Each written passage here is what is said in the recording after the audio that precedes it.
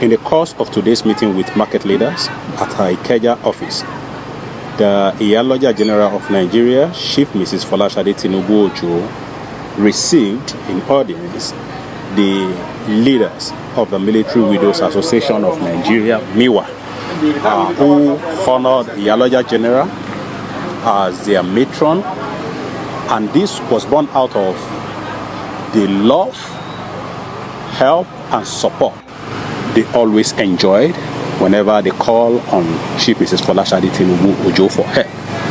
The wife of our fallen heroes also added that Iyaloja General of Nigeria, Chief Mrs. Folashade Tinubu Ojo, always opened her door wide to them whenever they call on her for assistance.